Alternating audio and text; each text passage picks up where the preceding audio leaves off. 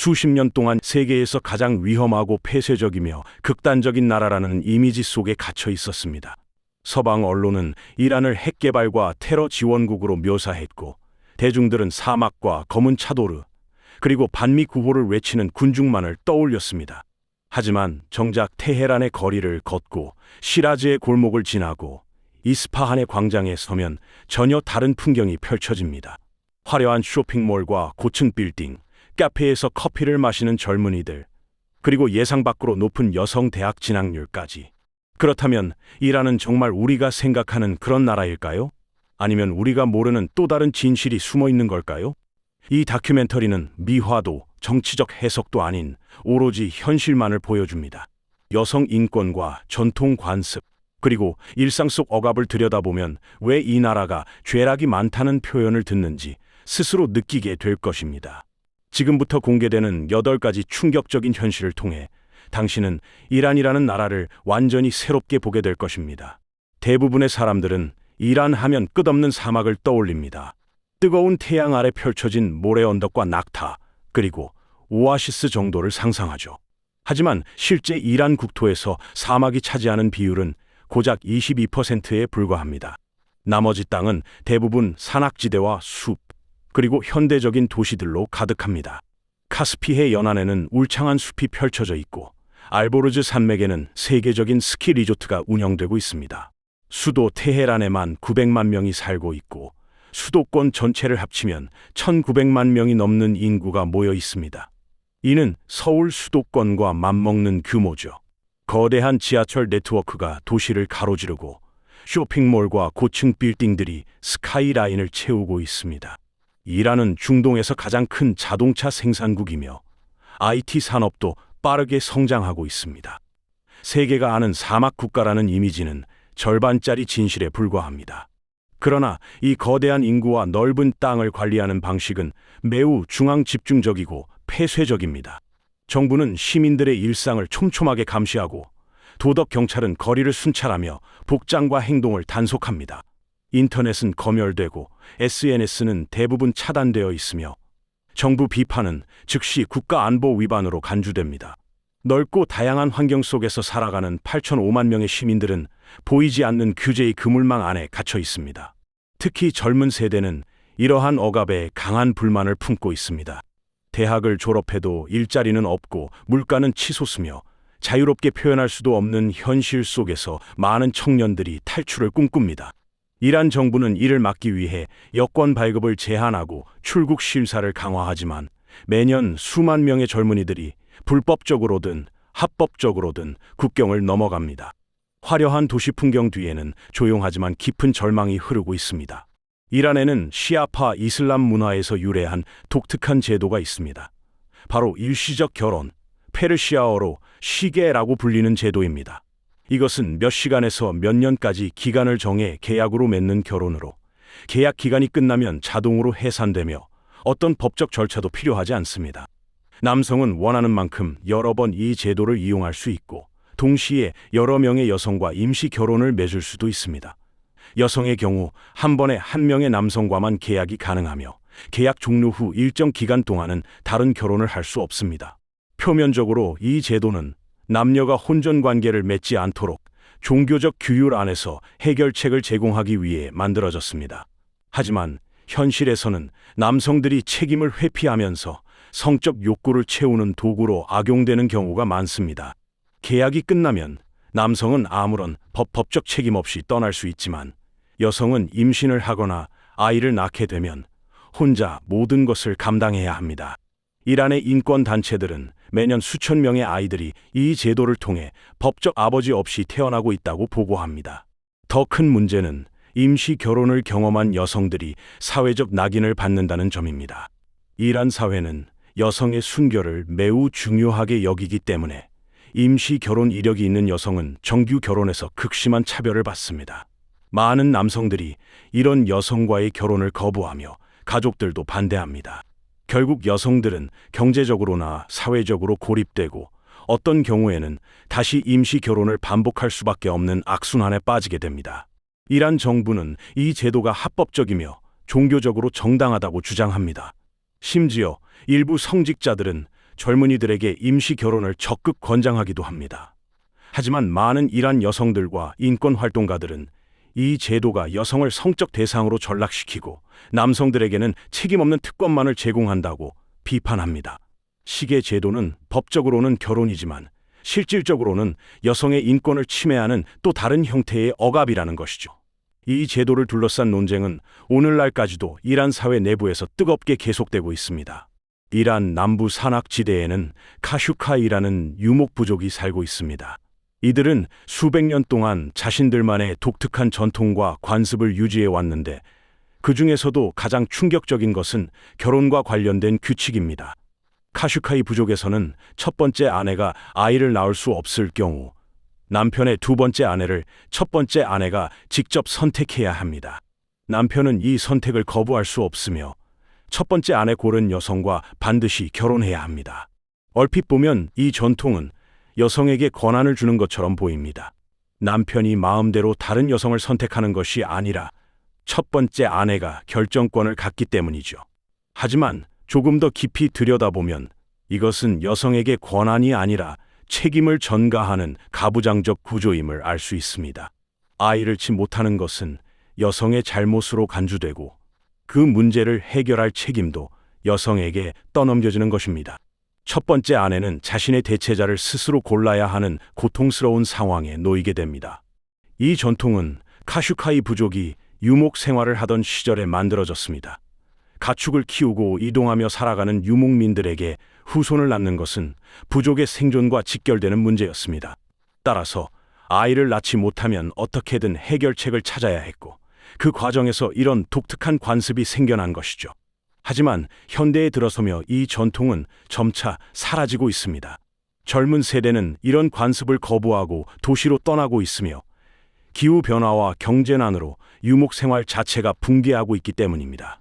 그러나 여전히 일부 지역에서는 이 전통이 남아있고 나이 든 세대는 이를 지키려 합니다. 첫 번째 아내가 두 번째 아내를 선택하는 과정은 매우 신중하게 이루어집니다. 보통 친척이나 친한 친구의 딸 중에서 고르며 젊고 건강하며 아이를 많이 낳을 수 있는 여성을 찾습니다. 하지만 이 모든 과정에서 정작 당사자인 여성들의 진짜 감정과 의견은 무시됩니다. 카슈카이 부족의 이 전통은 여성에게 선택권을 준 것처럼 포장되어 있지만 실제로는 여성을 출산 도구로만 바라보는 또 다른 형태의 억압입니다. 테헤란의 번화가를 걸으면 놀라운 광경을 목격하게 됩니다. 화려한 색상의 히잡을 쓴 젊은 여성들이 최신 유행의 옷을 입고 거리를 활보하고 명품 가방을 들고 카페에서 친구들과 수다를 떱니다. 이란 여성들의 대학 진학률은 60%가 넘으며 의학과 공학 같은 이공계 분야에서도 활발하게 활동하고 있습니다. 겉으로 보면 이란 여성들은 교육받고 세련되며 자유로운 삶을 누리는 것처럼 보입니다. 하지만 법적 현실은 완전히 다릅니다. 이란 여성들은 공공장소에서 반드시 히잡을 착용해야 하며 이를 위반하면 도덕 경찰에게 체포되거나 벌금을 물게 됩니다.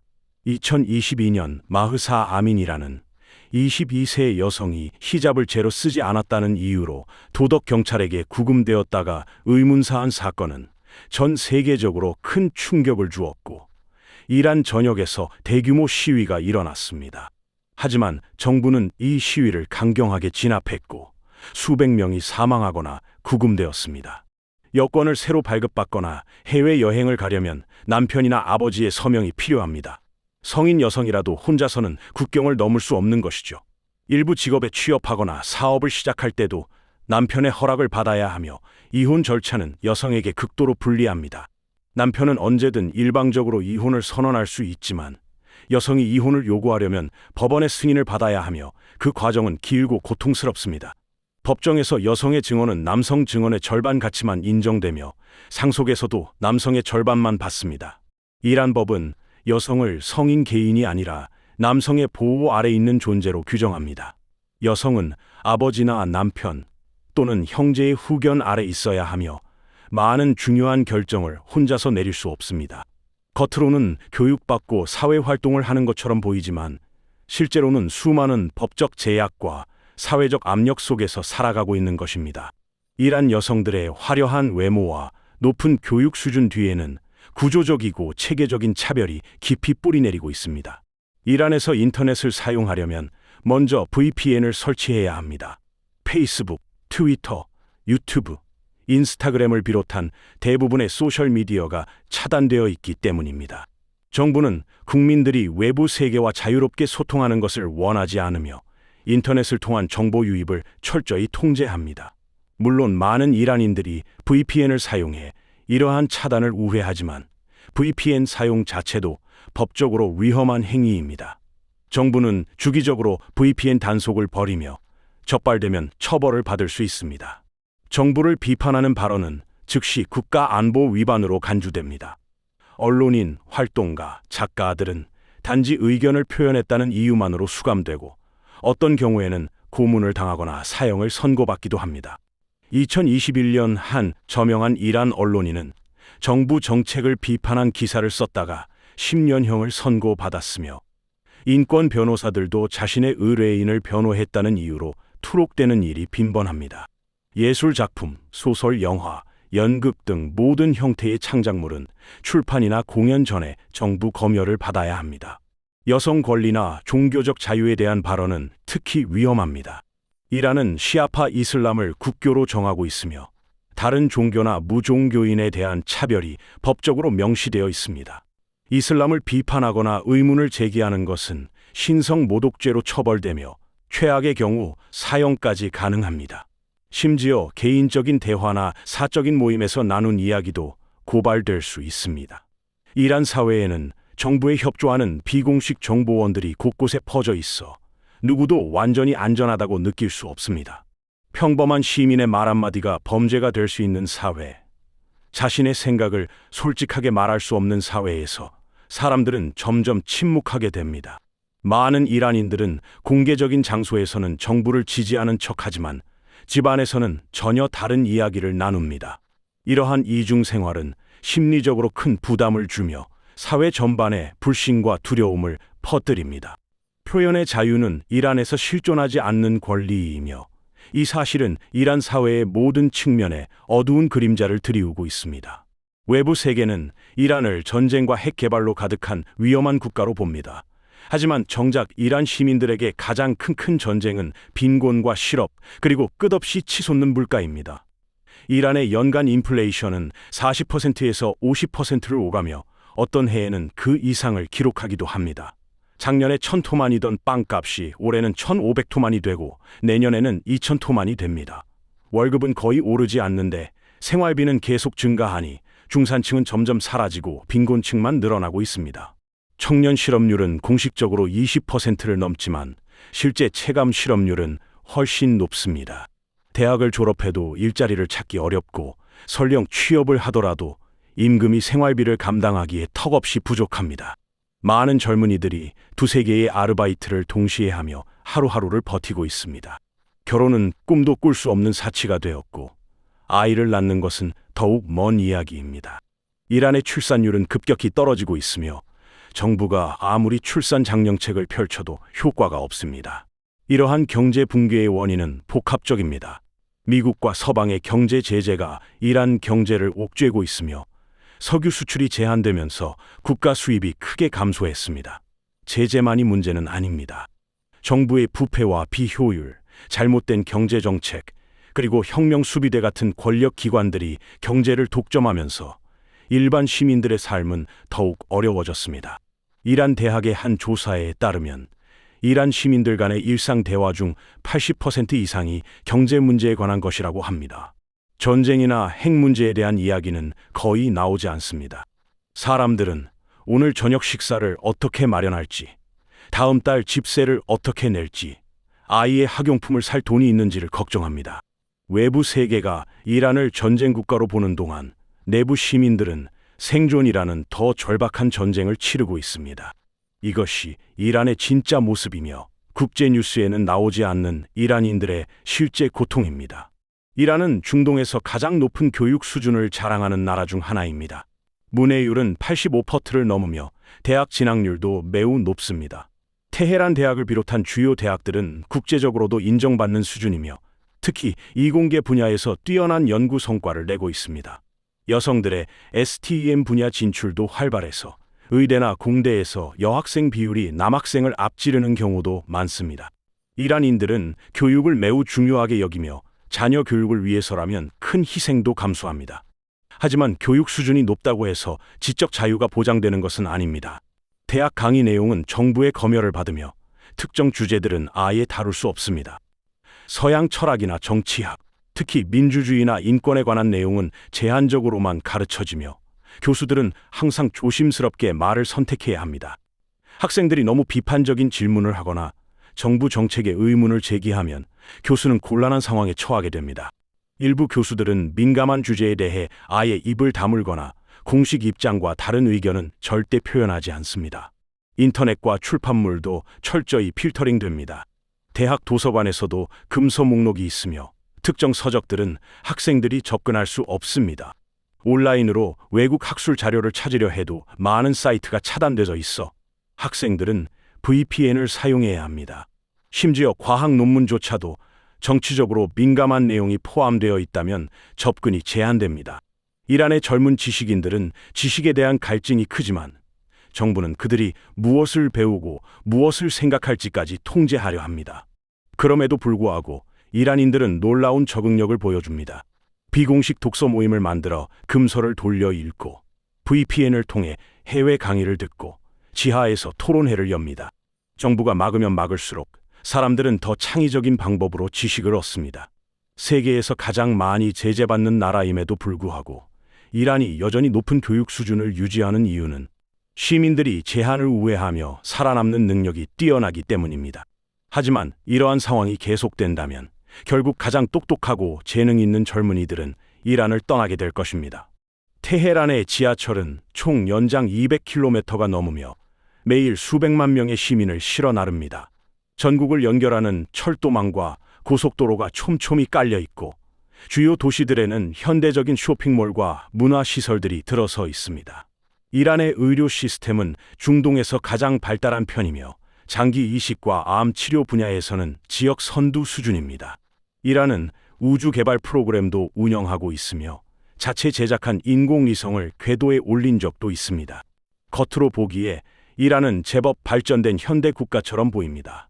문화유산도 풍부합니다.